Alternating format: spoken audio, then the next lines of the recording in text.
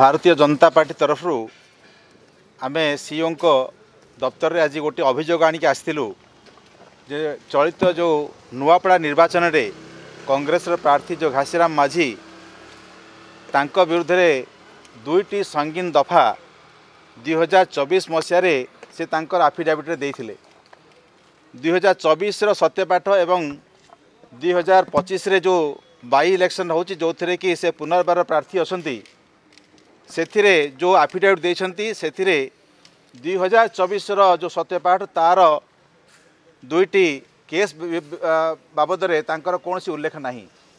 से जानी शुणी उभय केस को से उह्य रखिंट यह एक गहित अपराध एवं रिप्रेजेंटेशन ऑफ पीपुल्स एक्ट रे या भितर जो प्रोविजन्स अच्छी जो प्रावधान अच्छी से संपूर्ण रूपे दंडनीय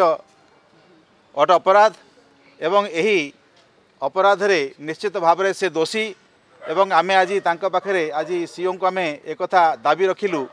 जे तांकर प्रार्थीपत्र को नाकच करा जाऊ एवं तांका विरुद्ध रे मकदमा मध्य दायर करा जाऊ तांका विरुद्ध रे केस करा जाऊ एवं यथोचित तांको न्याय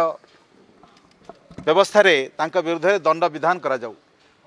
आमर आज यही डिमांड थिला एवं आमे आज से कथा को सीओ को पाखरे आज दाबी जन को आसलु 2024 रे 2022 रो 22 रे गोटे केस 2018 रे गोटे केस 146/2022 आउ 10/2018